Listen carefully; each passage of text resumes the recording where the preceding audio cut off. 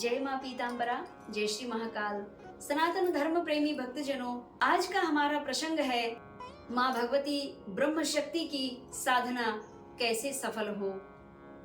भक्तजनों, माँ बगलामुखी ब्रह्मांड की सबसे बड़ी शक्ति है और जो भी नर नारी भक्तजन माँ भगवती बगलामुखी देवी की साधना आराधना गुरु मार्गी होकर के दीर्घ काल तक करता है तो इस पूरे ब्रह्मांड की जितनी भी शक्तियां हैं वह साधक के इर्द गिर्द आसपास होने लगती है, आकर्षित होने लगती है कि मृत्यु लोक में माँ भगवती ब्रह्मास्त्र महाविद्या की जो साधना कर रहा है, जो तपस्या कर रहा है, गुरु मार्गी होकर के गृहस्थ में होते हुए भी माँ भगवती की आराधना कर रहा है, तो हम सभी देव और देवियां मिल करके उस साधक के दर्शन करके आए, ऐसे भाव लेकर के संपूर्ण ब्रह्मांड की शक्तियां उस साधक की ओर आकर्षित होने लगती है।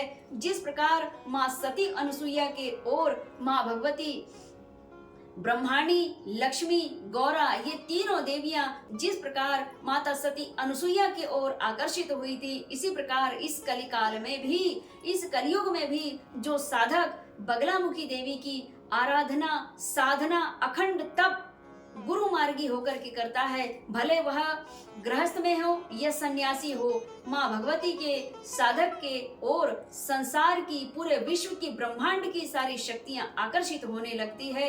लेकिन वह साधक की साधना दीर्घ काल तक चलनी चाहिए, तब ये संभव हो पाता है। और यह तभी संभव होगा जब गुरु के ऊपर दृढ़ विश्वासी हो करके, गुरु के ऊपर संशय ना करते हुए जब साधक साधना करता है तो तभी यह सारी शक्तियां उस साधक की ओर अग्रसर होती है, आकर्षित होती है। और फिर वह साधक मन में जो भी सोचता है उसके कर्म करने के पहले ही, सोचने मात्र से ही वे सारी शक्तियां उस साधक के फेवर में कार्य करने लगती है।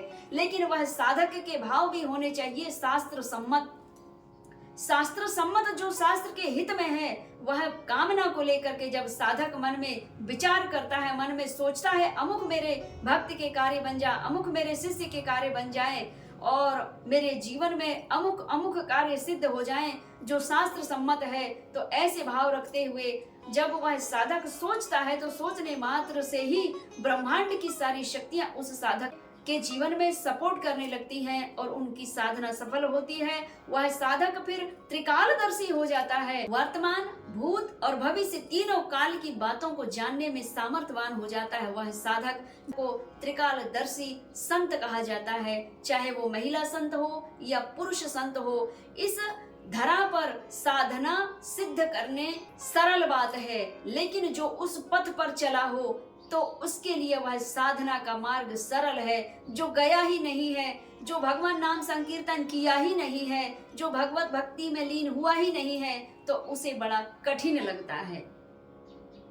इसीलिए आप सभी नर नारी भक्तजनों से मेरा निवेदन है कि मनमानी साधना ना करें, गुरुमुखी होकर के, गुरु मार्गी होकर के ही आप साधना करेंगे। आपके जीवन में सर्व कार्य सिद्ध होते हैं, सर्व मनोरथ पूर्ण होते हैं। आज के प्रसंग में इतना ही। जय माँ पीताम्बरा, जय श्री महाकाल।